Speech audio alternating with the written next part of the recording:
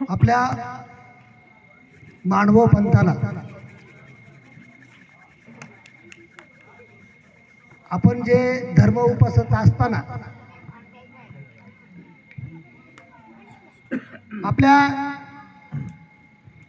शेवटच्या क्षणी का होईना आपल्या मानव पंथाचा जर उगवता सूर्य जर म्हणाल तर भाऊ क्रांती सूर्य म्हणतोय मी त्यांना. खऱ्या अर्थाने आपल्याला ज्ञानाची पहाड जर उगवून दिली असेल तर भाऊंनी दिली.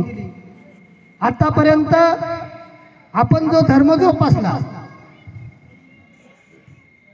आमुषा आली चला, पौर्णिमा आली चला, जायचं देवाला विडा व्हायचा आणि विडा वाहून सणी आपलं घरी यायचं, हा जो उपक्रम होता खऱ्या अर्थाने आधी जे खांदवेदादांनी आपल्याला जे संबोधित करीत असताना ते काय बोलले, खऱ्या अर्थाने या साधू संतांना आपण जे आपले मुलं दान दिले देऊन सनी त्यांच्या तर पदरी नाहीच पडलं, अक्षरशः ज्ञानदान तर ते बाजूलाच राहिलं. एवढं करत असताना काहीच मिळालं नाही पदरी. ते जर मिळत असेल 2007 पासून भाऊंचा आमचा जो संपर्क झाला, माझं जे गेलेलं जे आयुष्य होतं, ज्या आयुष्याची आधीची जी झालेली जी तुडदान होती, जे ज्ञानदान जर पदरात पडलं असेल, पूर्णपणे आमचा इगतपुरी तालुका जर घडवला असेल आणि घडला असेल, भाऊंनीच घडवलाय.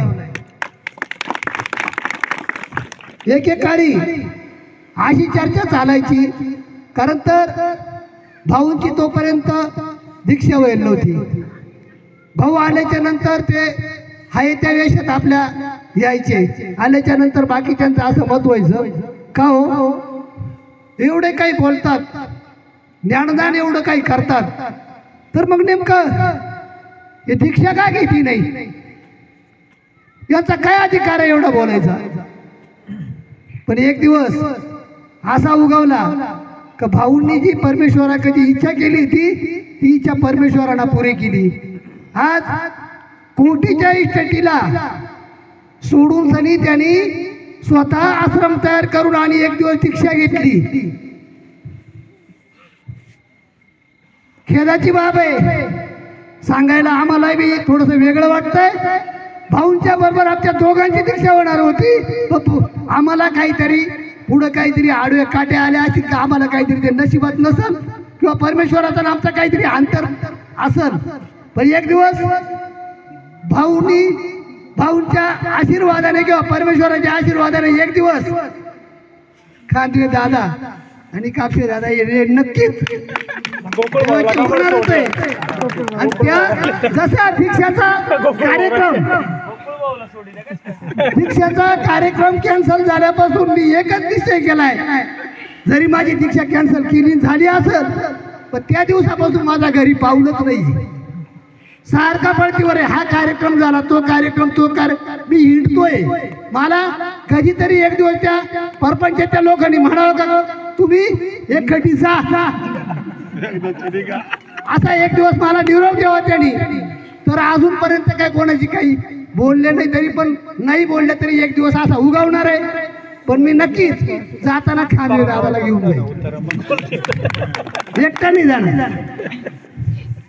तर भाऊंचं जे कार्य चाललंय खऱ्या अर्थाने हे कार्य करत असताना आम्हाला ज्या गोष्टी दादा या अवताराचा दिन आज आहे ना, या वर्षी झाला, तर या अवतार दिनाला आम्हाला या गोळेगाव सर्वज्ञ वाचनिक मंडळाचे जे कार्यकर्ते त्यांच्या विनंतीला मान देऊन आम्ही आलो आणि त्यांच्या भव्य कामाबद्दल मी त्यांचं मनपूर्वक अभिनंदन करतो. खऱ्या अर्थाने त्यांनी या मंदिराची उभारणी केली, आणि आहे तो सभा मंडपाचंही काम चाललंय. इथून पुढेही असंच काम चालत राहो अशी मी आमच्या सर्वज्ञ वासनिक मंडळातर्फे आणि आमची जी एक शाखा आहे या शाखेला मी पुढील वाटचालीसाठी हार्दिक शुभेच्छा देतो आणि थांबतो. पुरुष आणि महिला 2 शाखा आहेत. तर जबरदस्त या कार्याबद्दल मी त्यांचं मनपूर्वक हार्दिक अभिनंदन करतो. थांबतो. जय श्री चक्रधर, जय महानुभाव.